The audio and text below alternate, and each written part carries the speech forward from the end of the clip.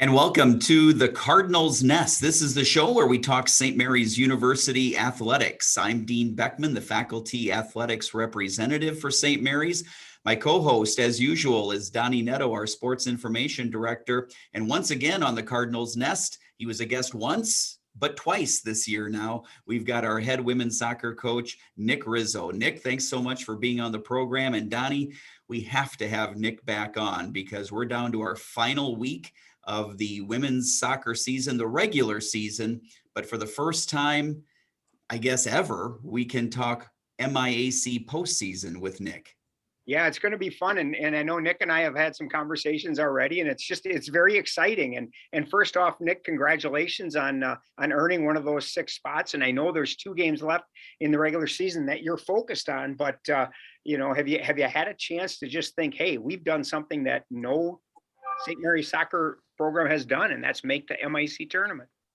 Yeah, it's funny. It was after the game on Saturday, we were obviously all a little disappointed because it's like weird to qualify for playoffs losing. Like it's counterintuitive in your brain because you're experiencing one emotion and then another emotion. I feel like I joked with our team, if we were to say lost to Ben's earlier this year and we win on Saturday to go 6-2-1 and qualify for the first one ever, I'm sure our players are ecstatic. But because we had done so well and we were like kind of in the shout for winning conference, I feel like it was like just this emotion. Even after we found out and we're told, it was like everyone's still disappointed because they wanted to win conference. And I think that we tried to put it in perspective for the players. And to be honest, it was my wife that had to put perspective in me to just be like, well, you guys should be like really proud of this. Like, I don't think anyone kind of knew or expected that this would happen. And the players should be really proud of it because, again, getting there is a big deal. It hasn't been done in kind of like I talked to you yesterday, like our average finishing position over the last 20 years hasn't been particularly high. And so for our players to get into the top 6 with 2 games to go,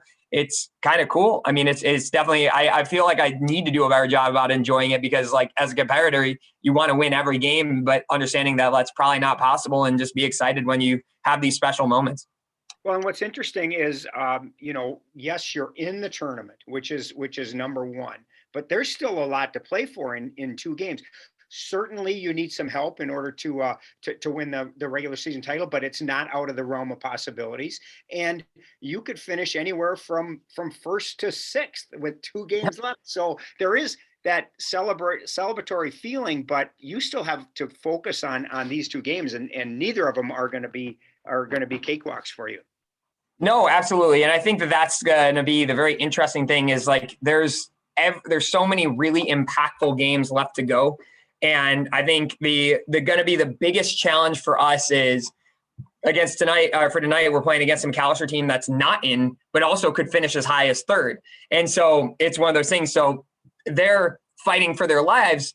And for us, I think it's one of those things that not that we're looking past this game by any means, but they're fighting for, this is a playoff game for us and for them, and we're already in. And so I think for us, it's going to be finding that motivation to make sure that we still bring a playoff level game, because again, if we win tonight, that has hosting implications, which if we win tonight, we automatically are hosting at least 1 round next week. And so I think that that's another thing that our players hopefully can fight for and really take it and really run with it a little bit. And then, Nick, of course, you've also got St. Scholastica coming up Friday. That'll be your last regular season home match of the year. And I would imagine a senior night as well, correct?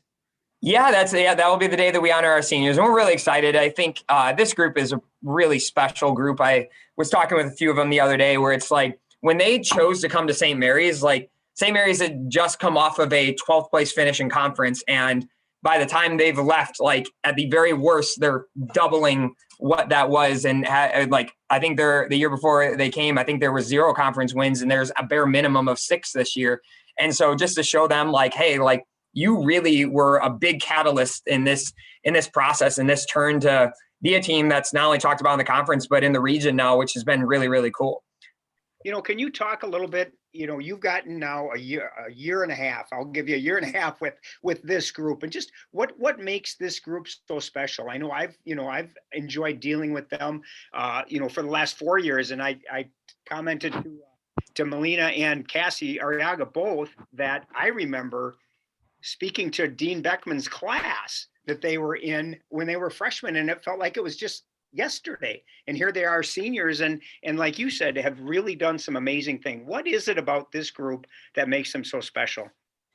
Yeah, I mean, I think it's been something that's been building with the classes that have been coming in. I think they're just a group that's been increasingly more competitive and expected more of themselves in the program. I mean, the other day, and I won't say specifics, but like when we lost to Hamlin the other day, like there were players in tears, and I'm like, guys, like we still have season to play. Like it's like it honestly but it shows how much they care and how every game is something that's really, really important for them. And the other thing is, if you watch them, how they interact with like our freshmen and our sophomores and stuff like that, they're just a good group of mentors that are really looking to guide that next group to, again, be competitive, be hard-nosed, be all the things that we want on the soccer field, but also be really good people.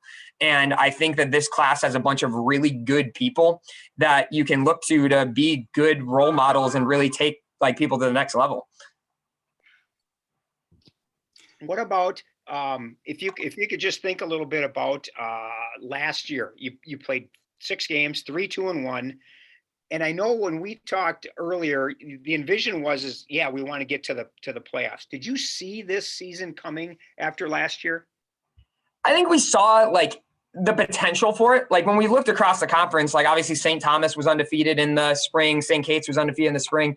And then there was a big group of teams that were just like kind of fighting out. Like pretty much everyone was right at 500, like maybe a game like above like us or a game below. There was quite a few teams that were 2, 3, and 1. And so like when you looked at it, it was like, okay, it's possible. But the big question mark is, are we going to be able to do it when the big moments happen? I think in the spring, like when we go to beat Augsburg or we go to like, there wasn't a lot of pressure on those games because there was no playoff implications. And so my big question and probably the concern going into this year was like, okay, when we get into the dog days of like these days where you're fighting for the final spot, do we have that extra thing to take us to there? And fortunately for us, we didn't even need to wait till like the last 2-3 games to get it. We were at a point where we were 6-1-1 and kind of no team that had 19 points had ever not made the playoffs. So like we even kind of knew before the Hamlin game, like there was a good chance that we were in, but it was just one of those things where we're like, okay, like, can we do it now? And I think that's going to be the fun thing about today's game. And the fun thing about Friday's game is like, are we going to be able to do it like, and look to not only qualify, but host games? And can we deal with that pressure? And I think it's funny for me because I feel like almost more nervous about like today and Saturday than I do even about the first playoff game next week, because I think our players are going to be able to rise to the occasion when it comes to the big games. They've proven that they can. And so I think why I'm nervous is like, not that these aren't big games, but it's not like, I don't think our team's looking past the next Monday, but I think they're all really excited. And there's probably a little part of their brain that's getting excited for next Monday or Wednesday, whenever we get going. You know, as you mentioned, and really in reality, if you want to put it simply, you win one more game, you're guaranteed at least top 4. And that means a home game. How important is to be able to play in front of the home crowd for that first playoff game that we've had? Yeah. I mean, for us, like, I mean, since we've been here as a program together, we've lost one game at home, which was St. Thomas, who's obviously a very, very strong team. And so we had, unfortunately this year, just had a horrible home and away like balance. Like we played 7 home games and 11 away games. So just to get another home game, I think would be pretty nice. So it's at least 8 and 11, which seems a little bit more normal. But really important because I think our players, we tend to score a lot more goals at home. They're excited to be in front of their fans. I think it's fun to have the boys teams out and like get them riling up and supporting them and stuff like that too. And women's hockey and other ones that will be at those games that always do. And I think it's absolutely immense if we can end up doing that. But again, our focus is, again, just make sure like now that we're there, it's going to be one of those things we don't want to be participants. We want to go and make an impact and really like, again, I think we've ruffled a few feathers this year. I don't think anyone was kind of expecting us to be where we're at this point, but it's like, it was not time to stop now. Let's keep ruffling some feathers a little bit. Go ahead, Dean. Dean's just smiling, so I'm just going to keep going. It wouldn't unmute for some reason, but now we're unmuted. I've been having some technical issues all day today, but you sort of, first of all, I was going to say, imagine that, Cardinals ruffling feathers, big surprise. Yeah. But also, I would imagine, Nick, the hardest part of success is doing the kinds of things that you're talking about, right? Like not settling for the current success you're having, but always striving for that next level of success. But it seems like, and you've been talking about that, And so what's your approach with the team from that standpoint? Yeah, no, it's tough, right? Because like if you would have told us, I think probably goal number one on like we didn't do it like a goal setting meeting like some teams do this year, but like I imagine if you went across like our team and asked them like, hey, what's number one goal this year? Everyone would have said to make playoffs. And so like then you do that, and it's like, okay, well, like how do we reframe our thinking to go to the next one? But the thing that we've been really trying to instill in our team is like, and I kind of use this reference about eating pie, and it's like, yeah, eating a whole pie sounds daunting, but if you just focus on the next piece and you just finish that piece, and then after you're done with that one, you put another one and you go to the next one. It's any task that seems very, very big. It's really important to break it down into really small parts.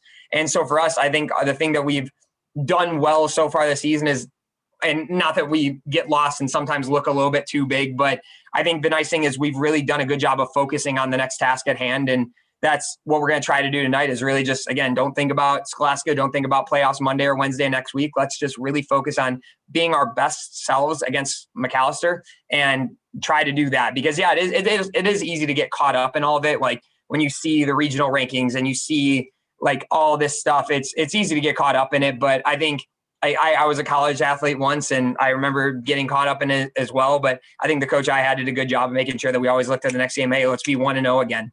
And that's what our goal is going to be. You know, I think that the neat thing about your team is, fortunately, I think you're lucky that you're young, because if you were an old person like me coaching this team, that every game is a 1-goal game, I'm not sure that you'd look like me. I'm pretty darn sure. You know, you talk about rising up in the big moments, and really that's kind of been the secret this year is you've got so many 1-goal games, and you have come up with the answer when you've needed it. Yeah, I mean, I think it just goes. I mean, I think that really speaks really strongly about just our team and how we defend. Because I think it's easy to point at the goalkeeper or the back line and things like that. But like the thing that I think gets lost in is how hard like Jordan Matthews runs around up top to defend, and that we start our defense with our top scorer, like person that's highest up the field. And so I think just the way that we defend as a group, and obviously you have people like Soph and Jenna and Lex and Maddie recently who get to take a lot of the spotlight. But I think the things that we do really well, like you look at a Dakota Leonard, who's a freshman who's played holding mid, or a Maya Wachter, who seemingly plays everywhere on the field and runs 10 miles a game. Like you just have a group of players that are really committed to defending. And I could name every single player on the team that's really done a thing for us. And then when your defense keeps you in every single game, it gives you a chance in every single game. And unfortunately, even against Hamlin, we weren't able to get that last goal, but like one goal is a goal you can get back. And I think that's for us is we've been able to be on top of a lot of those games because we've defended really well and made ourselves really difficult to score on. Well, Nick, I wanted to bring up the defense too, because the last time we had you on the Cardinals Nest earlier this season, at that time you were undefeated and had not given up a goal. Now, the most goals you've given up in a game is 2. So clearly the defense is doing its job. Kind of talk about the philosophy there and why it's worked so well up to this point.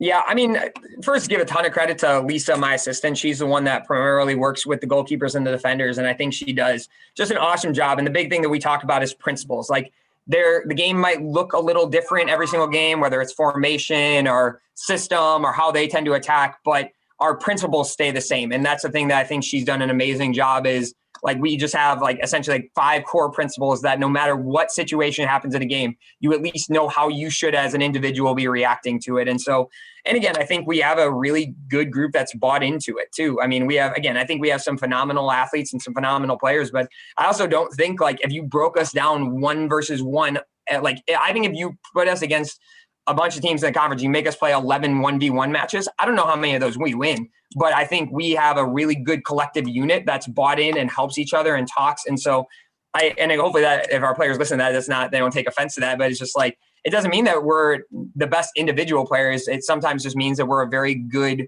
group defensively that's really bought into working for each other and helping each other. And that's why. And not only that, sport, I think the talent is there, but the depth, you know, you guys are so deep. And I mean, there's times we kind of joke at the scorer's table that you have line changes. Yeah. Yeah. And in soccer, you know, first half you take somebody out, they don't get to go back in. So when you put somebody in, you have to have the confidence that they're going to be able to handle the last 20 minutes or whatever it may be. And I think that in soccer, that's a big deal to have that depth where you can do that, because in the second half, then you're more rested when you really need to maybe make a push or really stand up defensively. Yeah, no, for sure. And and that's the thing. It takes a lot of buy-in to play the way I want to. Like I talked to Jordy even before I coached her in the spring and be like, hey, I know you used to get 90 minutes. It's not going to happen anymore.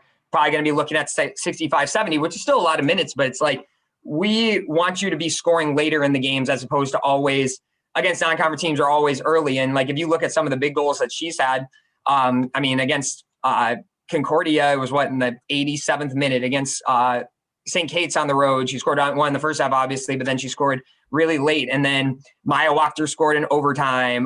Jen Capaccio scored in overtime. And so by keeping us fresher longer, even Faith Rains, a freshman who doesn't get a ton of minutes for us all the time, but against Gustavus on the road, we were really tired and she went in on the wings, put in a good shift. And so when Jen went back in for overtime, she was on 20 minutes rest. And so when she was able to hit that shot, she was more fresh. And so sometimes I don't think players realize whether it's you play 5 minutes or whether you play 10 minutes, that shift that Faith put in changes our season, because we win that game and get to then go take Concordia and then go on the run that we do. And so I think that, speaking to the depth of that, I completely agree. We always have talked a lot. We've talked a lot about Lex and goal. Lex's win has had just an absolutely phenomenal season. But talk a little bit about Madison, because Madison's had to come in and play some significant time in goal as Lex was nursing an injury and has done very well. And I think you talk about key depth. That's pretty huge in itself, that you can go to your number two and she plays like a number one. Yeah, no, and Maddie did such an amazing job. I think it's an incredibly difficult spot to get put into, where you're going in for a person who is regarded as maybe not only one of the best goalkeepers in the conference, but even a little bit outside of that. And so I think for her to step into that role, assuming that pressure, and again, when she took over the role, we were still very much in the middle of the conference race. It was far from sealed at that point. And so to take on that pressure and everything, and also for our team to trust in her and have that faith in her, hey, we haven't played with you a ton this season, but we believe in you and we believe in what you're doing. Maddie did a great job. And we got us two very, very key conference wins against Olaf and Bethel. And that's never going to go away. She is one of the main reasons we got to the playoffs. So once again, Nick, as we kind of look ahead here, after McAllister on Wednesday, it's St. Scholastica on Friday night, and that is the senior night, 6:30 p.m., correct? Correct. Yep. All right. And then after that, playoffs begin. So depending on where you're at, what seed, do you know when you would play? If we are a 3 through a 6 seed, we will play Monday. If we are a 1 or a 2, we'll have a first round bye and we'll play on Wednesday. So we'll need a little help right now to get the 1 or 2 seed. Ben's or Kate's has to lose. Ben's can tie as long as we win our last 2. And so we still need a little bit of help from someone, and we also have to win our last 2. So realistically, we're looking at a 3 through 6 spot right now. And so again, like Donnie mentioned, if we win one of these last 2, we'd be hosting on Monday. So that would obviously, we won't know times until the conference lets us know, but that's probably what we're looking at right now, unless something drastic changes in today or Saturday.